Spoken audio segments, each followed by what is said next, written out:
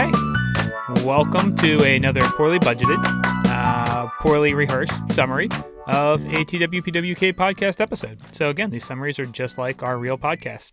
Poor at everything. So this is a special episode. It's episode 100. So first off, yeah, we recorded 100 episodes. Nuts, right? We spend the first 30 minutes talking about how great we are.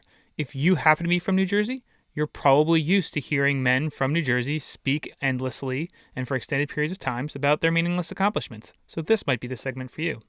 Separately, if you're watching this on YouTube, you may have noticed that there are only 3 episodes listed as opposed to 100. Good news. You have 97 more episodes that you can catch up on whenever you have your time. So let's say if you're a 74-year-old president of the United States who recently contracted COVID, you should be quarantining for the next 10 days.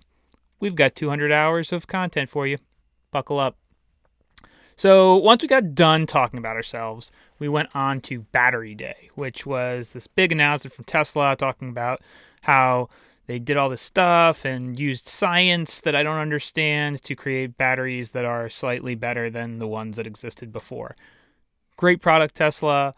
They're doing things to bring about the future. We really love talking about them on the podcast. They probably want to practice their presentations at least once before they go on stage. Figure it out, guys. I did not rehearse this, but I have zero budget and I'm sitting in a basement. You guys are a multi-$100 billion company. Maybe get the PR team on that one. Think about it. Anyway, started talking about that at minute 28. If you're 29, if you're interested in Tesla Battery Day and the various things they talked about there. We then moved on to other, amazing breaking edge technologies like refrigerators and freezers, which the supply chain has been really messed up for freezers and refrigerators thanks to COVID, which is something that is like super weird. We really like talking about supply chain and how COVID has disrupted things that maybe you wouldn't think that they would disrupt. So freezers and supply chains apparently is one of them because people thought it was the end time. So everybody rushed out and bought freezers to get their 7 months worth of food that they were trying to store in their garage. And then once all the freezers were sold out, they started buying refrigerators. There was a quote from one guy who's a retailer who said they sold more fridges and freezers in 2 days than they did all of last year, which also makes me think, where do they keep that inventory? But hey, it is what it is. Then we started talking a little bit about the costs of relocation. So there's been a number of companies who have said that if you live in a high-cost city and you want to continue to work from home and you're going to move to a lower-cost city, you might have to take a pay cut. We talk about for a while about whether that makes any sense whatsoever, because if the quality of your work hasn't gone down, presumably the economic value of the company hasn't changed. In fact, it might be costing them less because they're not housing you in an office. So anyway, we kind of explore those thoughts.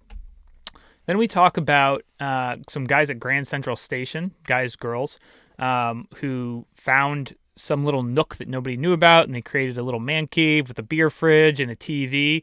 And I mentioned some of my experiences sleeping at work, both in warehouses for summer jobs and at fancy San Francisco startups. So if you're interested in how you can sleep at work, please check out that segment. Finally, we went on to our recommendations. Again, this arm in the white jacket is still weirding me out. But I recommended inflatable couches. I bought one several years ago. I take it to the beach all the time still. It's pretty great. There'll be links about it in the show notes if you're interested in purchasing the one that I got. Jeff mentioned a YouTube channel he likes called MKBHD, which is apparently very popular. And Sean talked about his favorite GT's Hard Booch. So a hard kombucha. It's only 3% alcohol, so it's not super hard. Regardless, those are our recos. You can read about them in the show notes wherever you get your pods. And that was episode 100. Bye!